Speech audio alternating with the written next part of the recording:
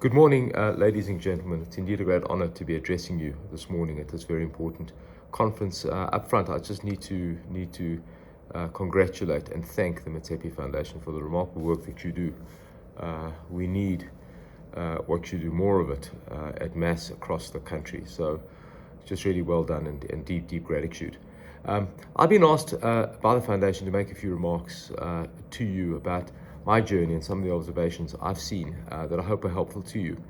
And I think about our journey over 30 years of building Discovery. It's been a remarkable time. It's been a challenging and just a lot of fun and a lot of just a sense of deep impact. And I'm grateful for it. But I've worked with the smartest people. I've worked in different countries, and I've come across a lot of different issues. And if I were to pull out one issue of success that is so important, if I think about every single thing I've seen, what is that one nugget of kind of attribute that makes a difference? It's not intelligence. It's not anything but, to my mind, one simple thing: attitude. It's about an attitude that is positive, that seeks positivity, not negativity. It's those kinds of people that make an impact, and it's those kinds of people that change the world.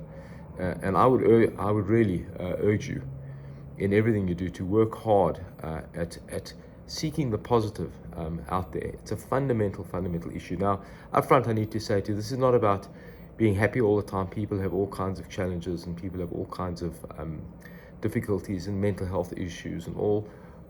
That's the reality of life. It's not about being naively happy. Seeking positive signals is about a deep intellectual focus on finding those things that are positive in the environment. Now, that may sound fluffy and kind of naive for some reason, and it's a cognitive error. People tend to think that being pessimistic is much more responsible. Let's be realistic about things. That is not true, and let me just give you some science behind this. The fact is, we know from evolutionary biology that human beings evolved over millions of years out in the savannah, out in the wilds. The important point is that the threats that we faced were physical threats: being eaten by a lion, having some physical thing that killed us. And we are the survivors of millions of years of that evolution. Now, the way to survive in an environment where you have physical threats is to seek negative signals, to be watching out all the time for things that may be coming at you physically. And so we evolved into a way where we seek negative signals. That's how we survived. So that is kind of coded into us. The difficulty is that the world today doesn't work that way. So through the agricultural revolution 10,000 years ago, through the industrial revolution 200 years ago, we don't face physical threats anymore. In fact, the threats we face are systemic threats: the breakdown of systems, the breakdown of government, the breakdown of education systems, the breakdown of the economy, leading to job losses and high levels of unemployment.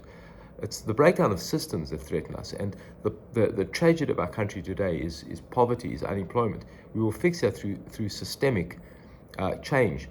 Now, you will know when you are dealing with system processes, the way to fix a system is through engagement, through creating loops of trust, through all kinds of structures of feedback loops, all of that kind of stuff. And I've learned that in leading our company, is only achieved through seeking positive, seeking common ground, finding what works, discarding what doesn't work. So it turns out in an environment where you're dealing with systems, it is positive thinking, seeking positive signals, that makes the difference. And so this idea that being negative is a realistic, responsible approach is actually not correct. Being negative is a primitive evolutionary approach. Seeking the positive is a sophisticated approach. And I've seen that with the people I've worked, regardless of intelligence, education, background. The people that make an impact are those people that seek the positive. And that's what you need to do. I think nothing more important can be said in the context of our country. Our country at the moment, if you listen to people, there's potential immigration of skilled people. There's all kinds of threats that we face. And of course, that's a reality.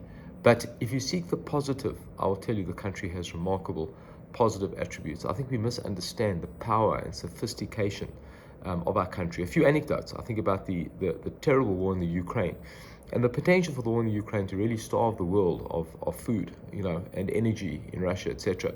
You get a sense when you look at these countries, the scale of how big they are, and often I think people misunderstand how big our country is. Just bear in mind that the economy of the Ukraine, the entire Ukraine, is half the size of South Africa. In fact, the economy of Gauteng, where I'm sitting right now, is probably close to the size of the Ukraine. I think just 20% less. So just the Gauteng is potentially bigger than the Ukraine.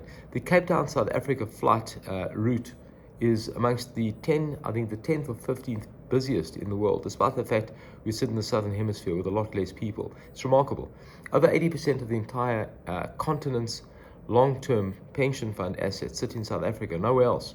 So this is a highly sophisticated, large economy, and I worry that in the current narrative, people don't appreciate what they have and the scale of what is here. And I think success for you and whatever you do, I think, is the ability to seek out those positive signals and to grasp the opportunity.